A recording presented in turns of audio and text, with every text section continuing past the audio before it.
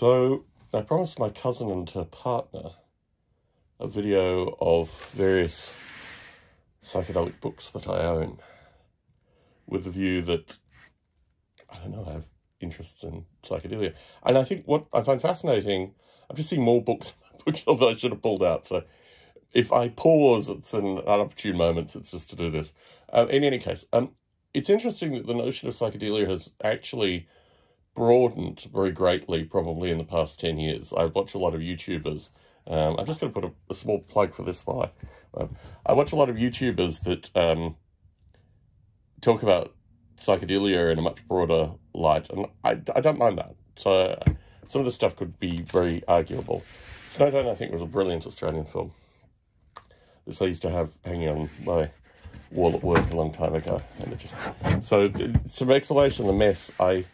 My attic was full of stuff. I moved everything out of the attic for this lockdown period. Well, actually, just prior to the lockdown period. And I've been organising the stuff from my attic ever since. So apologies for the mess. A lot of it is the attic stuff. So this is the Book of Trolls. Now, some of these things are children's books, but this was a favourite of mine.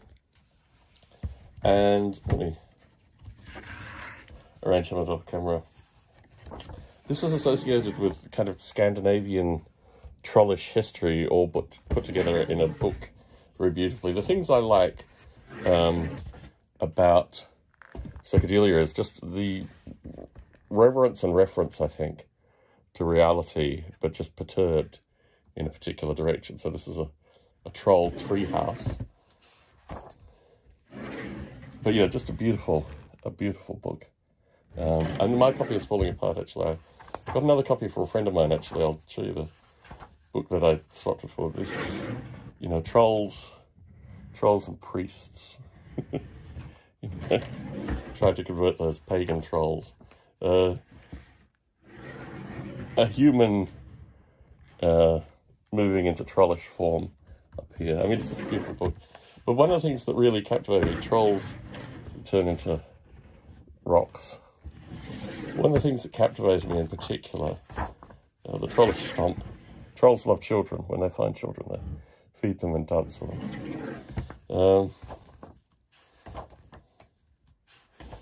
Where are we here? This was the thing that really captivated me, however, as a child, was this notion of the troll kingdom, which was basically like an ant's nest, a catacomb ant's nest of troll-related stuff, which is what they eat and various other things. So part of what I like in psychedelia is coherence as well. So this is there's a degree of coherence, but it's also kind of perturbing this. Now, honourable mention, I probably won't be showing these explicitly on YouTube, but I have a lot of 1960s and 1960s. This is 1975, actually, this one specifically. Let's see if any of these are 60s. No, they're all, okay, these are all mid-70s. But I have a lot of, I guess now, like the 1970s related stuff, associated with the Bay Area. Now, Dragon Magazine, I should talk about this, is the magazine of the Symbionese Liberation Army, who, you know, amongst other things, were part of the Patty Hearst kidnapping.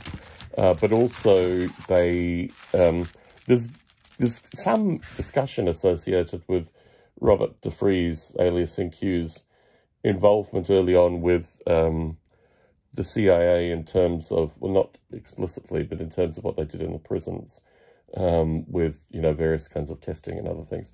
So there's an interesting discussion that goes on currently associated with whether the SLA were in fact completely instruments of whatever it's called, COINTELPRO, or whether they were actually truly, you know, revolutionaries, what have you.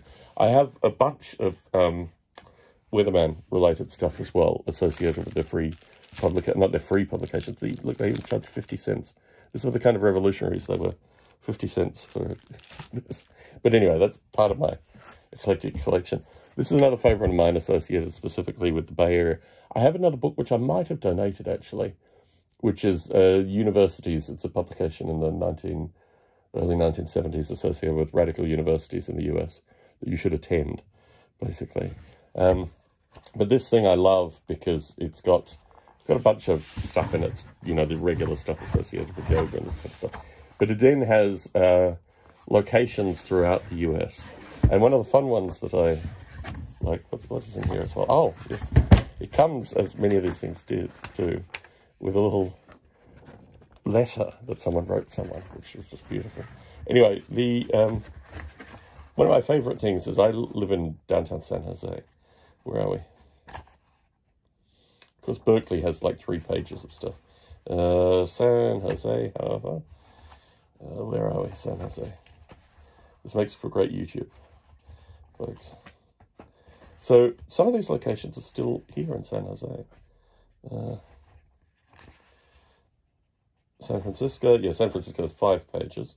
Santa Cruz, we're at Santa Rosa. So between Santa Cruz and Santa... Oh, I guess it's San, right? As opposed to Santa. Okay, San... Look in my head. Yeah, San Jose.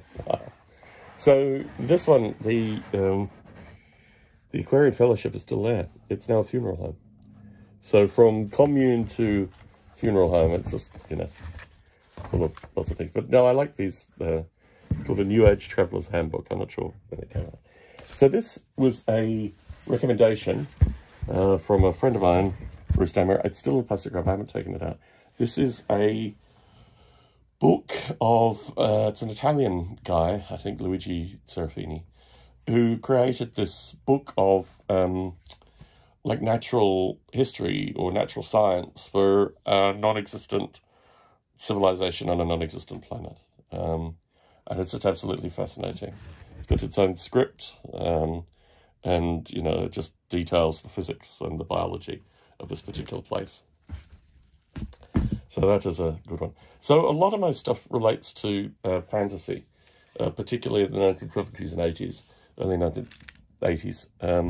This is one of these. John Blanchet is an artist in the UK who I have a lot of time for.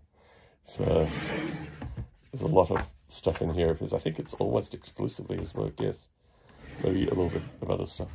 But yeah, lots of demons and line art and beautiful stuff. I need to probably dwell a little bit more as opposed to talk.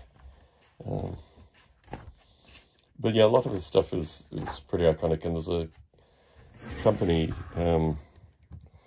Games Workshop, which is a publicly traded company in the UK that is pretty heavily based on a lot of his artwork. I don't have any Giga or anything like that in here. He's a bit on the edge as far as I'm concerned. More science fiction, I think, than, oh, look, this is just beautiful, beautiful line art. With basic coloration. Again, these are cities that are falling under the influence of demonic possession, which I have a lot of time for. So yes, I've got a few of these. This one's worth mentioning because it just puts them all in one particular location. Similarly, in the early 80s, a lot of these strange line artists started working in fantasy, but they had they had a lot of opportunity in the UK.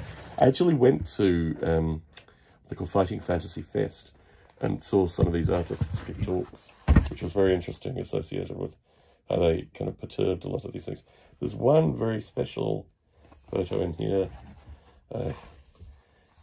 Anyway, sorry. These two gentlemen, Steve Jackson and Ian Livingstone, I actually met last year. They created a lot of this fantasy stuff. This is the artwork.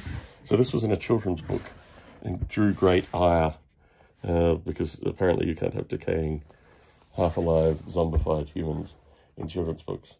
But yeah, there's a, you know, a kind of standard fantasy line art related stuff like that.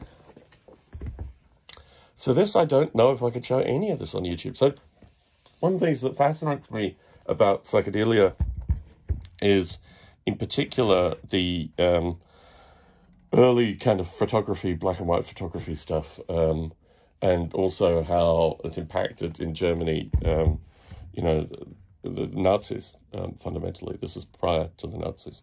But this notion of psychedelia. I mean, there's some chemistry there, don't get me wrong, but yeah, just the origins of the stuff. I have this book as well, which fits into this perfectly.